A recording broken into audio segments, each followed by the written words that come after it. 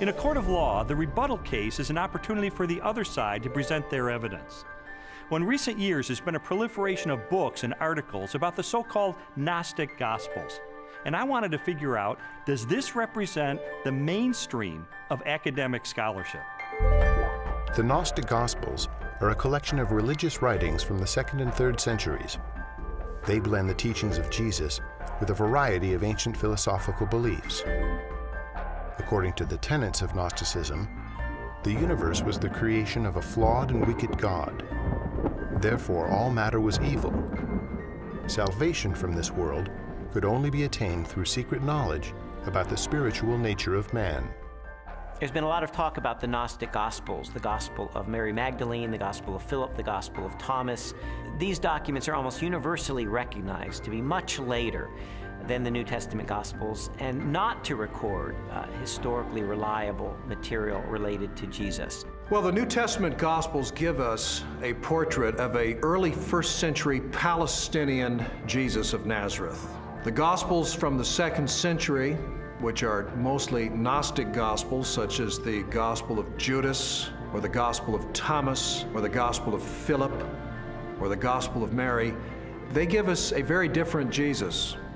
Now, you can pick and choose if you want. You can say, well, I like the 2nd century Gnostic Jesus better. Others might want the early 1st century Palestinian Jesus. But if you're going to be a scholar about it, and you're going to talk about, well, which Gospels really do give us earlier traditions that more reliably reflect the actual historical Jesus, you got to go with the New Testament Gospels every time. There's a view among some that there were all of these different competing views of Jesus Christ, and that the one that won out became the orthodox perspective of Christ reflected in the Gospels.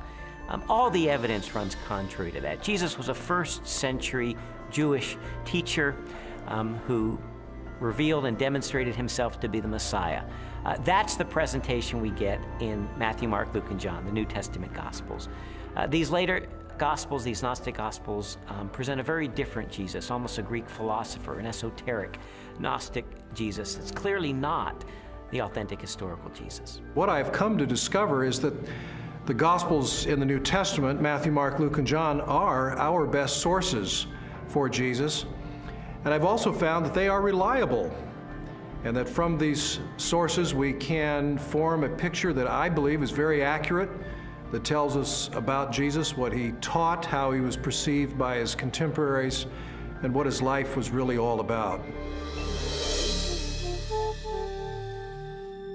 Everything from Jesus' parables, to his healings, to his controversies, to his warnings, and all of that, the reason they were telling this stuff is that not just it was good advice for them in their own day, but that it actually mattered, that it actually happened. And if it hadn't happened, you're into a totally different worldview, a worldview which is about ideas, which is about self-realization, hugely popular in our culture just now, discovering who I really am.